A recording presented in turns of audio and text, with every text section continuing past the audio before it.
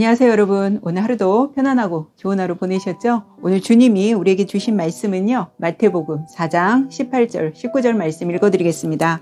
갈릴리 해변에 다니시다가 두 형제 곧 베드로라 하는 시몬과 그의 형제 안드레가 바다에 금을 던지는 것을 보시니 그들은 어부라.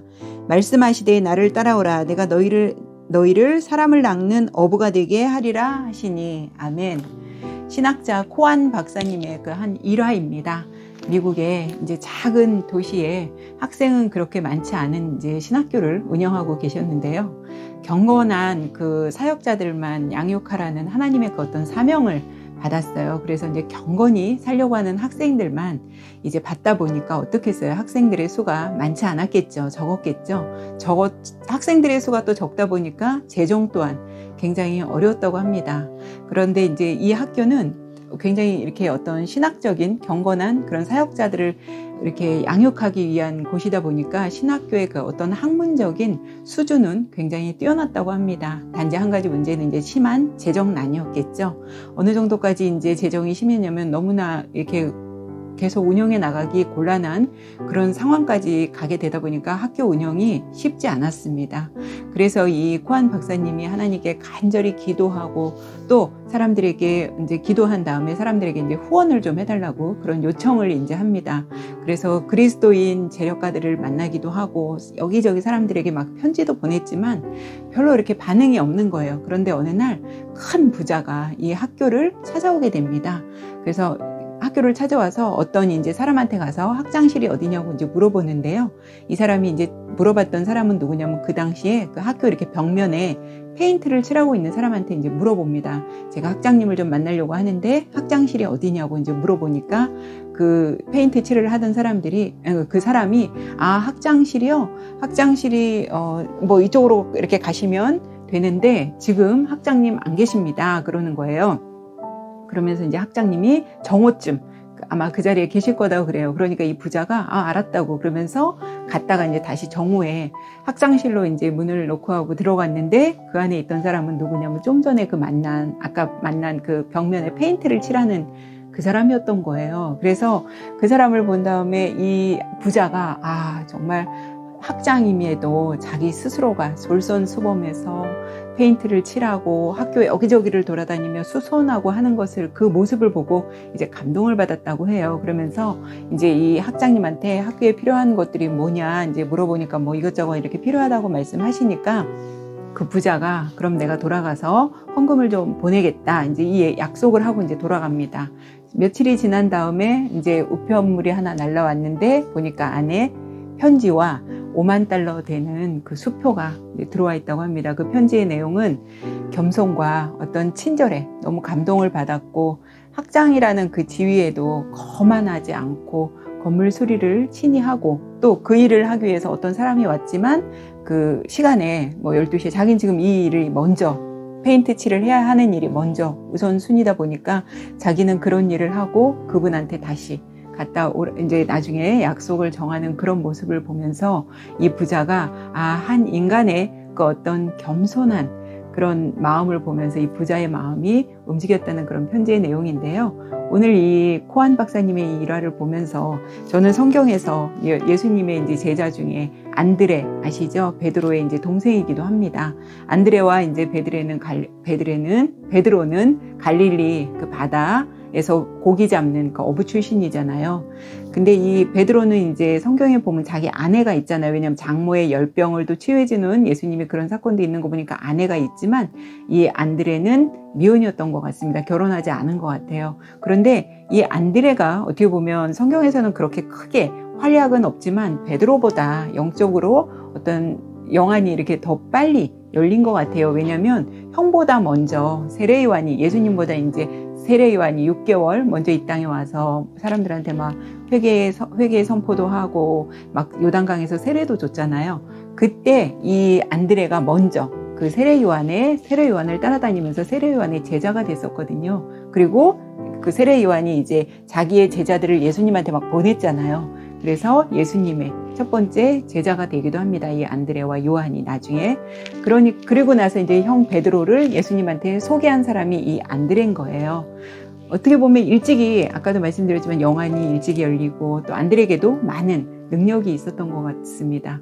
베드로는 여러분 아시는 대로 제가 가끔 묵상에서도 말씀드린 것 같은데 굉장히 다혈질이고 천방지축이고 성격 급하고 제가 그렇다 그랬잖아요. 그거에 반해서 안드레는 굉장히 겸손하고 배려가 깊고 굉장히 세심한 것 같아요. 왜 세심한 걸 어디서 우리가 알 수 있냐면 오병이어 사건 아시죠? 예수님이 너무나 많은 기적과 이적을 행하다 보니까 뭐 잠시도 예수님이 쉴 수가 없는 거죠. 그러니까 어디 좀 한적한 가셔서 예수님이 좀 쉬려고 하면 어느새 또 사람들이 알고 그쪽으로 다 모여들고 이제 이러는 겁니다. 근데 하루는 이제 빈들에서 예수님께서 이제 말씀을 막 전하는데 거기는 사람들이 그 먹은 사람들이 뭐 아마 그 수가 남자 수였을 거예요. 그러니까 그보다 더 많은 사람들의 수가 그 빈들에 이제 모여 있었던 거죠. 그런데 이 사람들이 이제 예수님 말씀이 끝나고 보내려고 하니까 이미 해가 너무 이제 해가 진력이 있고 허기지는 그런 시간이었던 거예요. 그러니까 예수님이 이 사람들을 그냥 돌려보내려니 그냥 돌아가다가 쓰러지겠다 이제 그러는 거예요. 이 사람들한테 어떡하지? 근데 제자들이 그 빈들에서 어디 가서 뭐 돈이 있다고 하더라도 어디 가서 뭐 먹을 걸 식량을 사올 수도 없고 그렇게 하고 있는 상황에 이 안드레가 그 한 아이가 가지고 있는 보리떡 5개와 물고기 2마리 아시죠, 여러분?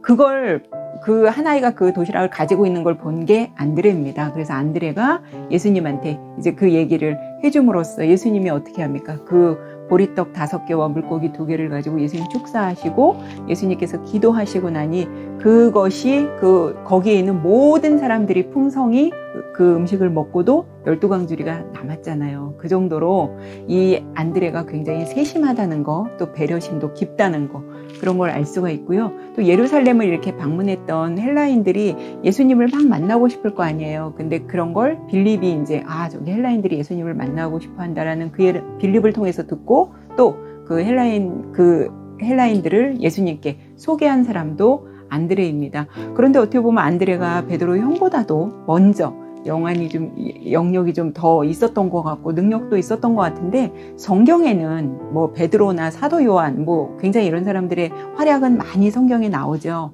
안드레는 사실 잘 없어요. 어떻게 보면 형 베드로와 또 사도 요한, 나중에 사도 요한을 계속 이렇게 후원해주고 지지해주고 자기는 어떻게 보면 요즘으로 말하면 뭐 2인자라고 할까요? 2인자 자리에서 형과 그런 다른 사도들을 이렇게 후원하고 지지해줬던 사람으로 보입니다. 그래서 사도행전으로 가면 그 오순절 때 많은 사람들이 이제 성령을 받고 막 방언하고 권능을 받고 막 능력을 행하잖아요. 그 이후로 이제 안드레의 행적은 더 이상 없습니다. 그런데 이제 전승에 의하면 안드레에게도 많은 권능이 막 입혀지면서 이 안드레가 에베소 지방을 다니면서 이렇게 전도하고 막 그랬는데 여러분 나중에 그 가룟 유다가 죽고 나서 마띠아라는 사람이 이제 제자로 12사도로 이제 들어갔잖아요. 그런데 그 마띠아가 뭐 식인종에 잡혔다는 그런 얘기를 들어요. 그래서 흑해 연안에 코가스라는 산맥에서 이 안드레가 일부러 그곳에서 이제 전도 활동하면서 마띠아를 구출했다고 합니다. 전승에 내려오는 이야기예요. 근데 그곳이 지금은 현재 그곳이 이제 러시아라고 하죠. 그래서 그곳에 그 식인종에 사는 그곳에 이 안드레가 막 교회도 세우고 많은 전도 활동을 했다고 합니다. 또한 현재 그 터키의 수도인 이스탄불 아시죠? 그곳까지도 이 안드레가 교회를 세우고 그곳에서도 많은 전도를 했다고 합니다. 베드로가 나중에 아시는 대로 여러분 십자가 거꾸로 이렇게 달려서 순교했잖아요. 그것과 마찬가지로 이 안드레는요 이렇게 X자형 십자가에 자기가 달려서 순교했다고 합니다. 그래서 그 X자형 십자가를 안드레의 십자가라고도 그렇게 전해져 내려온다고 합니다.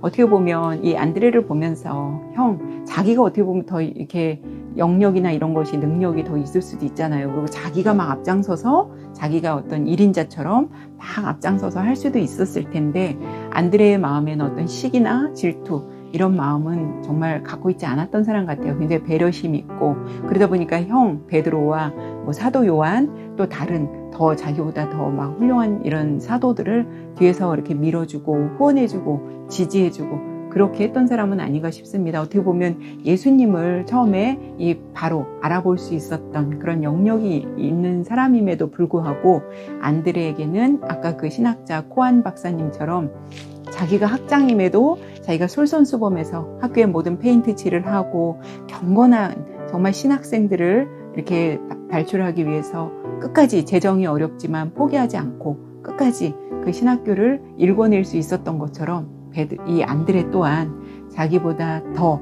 형님 베드로 또 사도 요한 이런 사람들에게 더 지지를 하는 그런 겸손한 그런 마음이 있었던 예수님의 사도 제자는 아니었나 싶습니다. 여러분, 우리에게도 겸손이라는 건 굉장히 중요하죠. 겸손하고 정말 더 우리가 유명해지고 더 가지고 더 높아질수록 우리가 더 겸손해져야 하는 그 자세 잃지 않았으면 하는 바람에서 오늘 여러분들과 함께 이 묵상 나누었습니다. 주무시기 전에 내가 혹시 이렇게 교만해지고 아니면 좀 더 올라가려고 하는 그런 마음이 있진 않나, 여러분 우리 모두 한번 점검해 보면서 오늘 밤도 편안하고 좋은 밤 되세요. 우리는 내일 뵙겠습니다.